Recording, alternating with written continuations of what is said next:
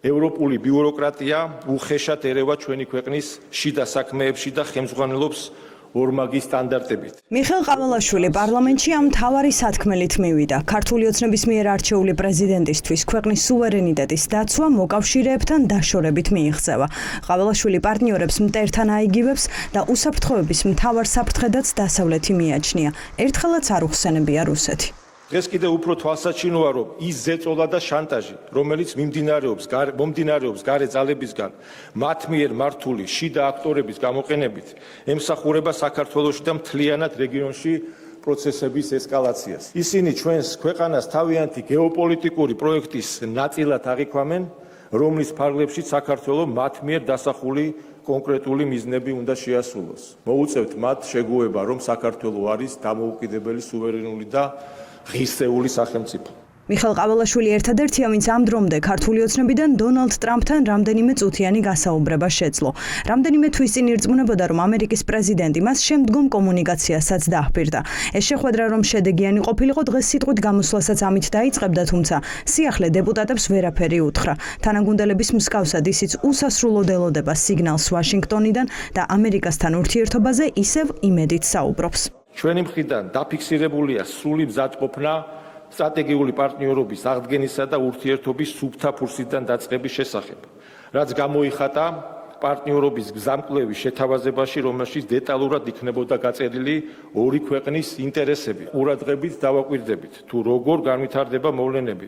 ყავალაშვილს ანტიდასავლური გზავნილები არც მაშინ დაუკლია, როცა დეპუტატი იყო. პირიქით ერთ-ერთი იყო მათ შორის, ვინც შტატებს და ევროპას ღია ცეცხლი გაუხსნა. ერთადერთი იყო მაშინაც, როცა ივანიშვილის ბოდიში გაიზიარა და პარლამენტის სხდომათა დარბაზში ოლიგარქს დაეთანხმა, რომ ქართველებმა ბოდიში უნდა მოიხადონ. დღესაც ერთ-ერთში მიყვება ივანიშვილის გზავნილებს. ოპოზიციის განადგურების მომხრეა და ესეც პოლიტიკური ველის გაჯანსაღების მოტივით ახსნა. 4 ოქტომბრის საღამოს განვითარებულმა მოვლენებმა სააშკარაოზე გამოიტანა რადიკალური ჯგუფების რეალური ჩანაფიქრი და მიზნები. ხელისუფლების დამხობის მცდელობა ფაქტობრივად ღიად იყო წახეზებული და მხარდაჭერილი გარე ძალების მიერ. იმისთვის, რომ საქართველოში პოლიტიკური პროცესი საბოლოოდ მოექცეს სტაბილურ კალაპოტში და ქვეყნის თანმიმდევრულ განვითარებას საფრთხე არასდროს შეექმნას, აუცილებელია პოლიტიკური ველის გაჯანსაღება. მაგრამ გვერდს ვერ უვლის სპორტს, საიდანაც პოლიტიკაში მოვიდა. ყავალაშვილი ყველაფერს ოპოზიციას აბრალებს, თუმცა წინა ხელისუფლების დანაშაულების ჩამონათვალი უცნაურად გააგრძელა. დღეს ნაციონალურ მოძრაობას ჭარბწონიანობის პრობლემაც დააბრალა. საინტერესოა, ნამდვილად ამას გულისხმობდა თუ სხვა რამე იყო მისი სათქმელი. საქართველო არაგადამდები დაავადებების, სიკვდილიანობის სტატისტიკით ერთ-ერთი მოწინავე იყო ევროპის ქვეყნებში. ეს დაახლოებით 7-8 წლის წინ გავაკეთეთ ეს კვლევები.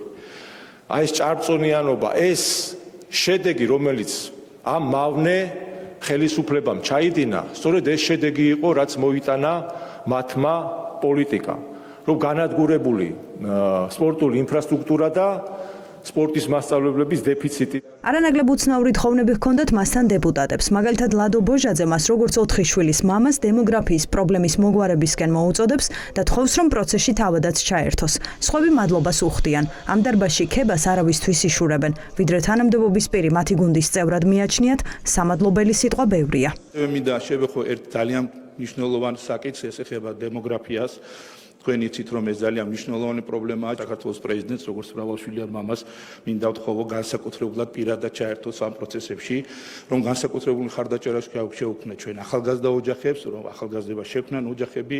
ყავალაშვილი ერთი წელია ოცნების მიერ მიღებულ რეპრესიულ კანონებს ხელს რამდენიმე საათში აწერს. სავარაუდოდ წაკითხვის გარეშე. არც ერთ კანონზე უკმაყოფილება არ გამოუთქვამს და არც ერთხელ გამოუყენებია ვეტო კანონის შესაჩერებლად. ასე ამთო მწვანე შუქი ოცნებას ყოველ ჯერზე, როცა ივანიშვილის პარტიამ პროტესტში მონაწილე პირების დასჯა გადაწყვიტა. დღეს მას ესეც შეახსენეს და ისიც, რომ მან ძალადობაში მონაწილე ძალოვნები ღირსების ორდენით დააჯილდოვა.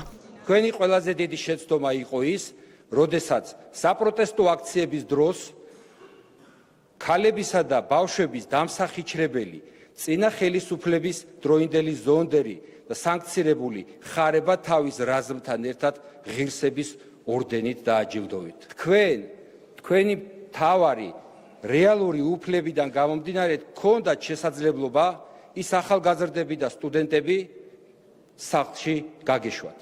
მაგრამ თქვენ ეს არ გააკეთეთ. თუ ხელისუფალი გინდათ გერქვათ, გადადგით ჰუმანური ნაბიჯები. როდესაც დასახიჩრებულ ადამიანებზე საუბრობთ, ვინ როგორ გიტრიალდებათ ენა, როდესაც გახარიოს გუნდს წარმოადგენთ, ამ მატყუარას, ამ შეშარაკაცის გუნდს წარმოადგენთ, როგორ გიტრიალდებათ ამ ყველაფერზე ენა, როდესაც მისი ბრძანებით ვნახეთ რა მოხდა აქ 20 ივნისის დროს, შუბლის ძარღვი გაიწვიტეთ, არც ქონდათ, რაც არ გაქვს, იმას ვერ გაიწვეთ, ალბათ ეს არის, ხო? ყაველაშვილის მოსასმენად პარლამენტში მთელი მთავრობა მოვიდა. შენობა ისე დატოვეს, მედიასთან არავინ გამოჩენილა.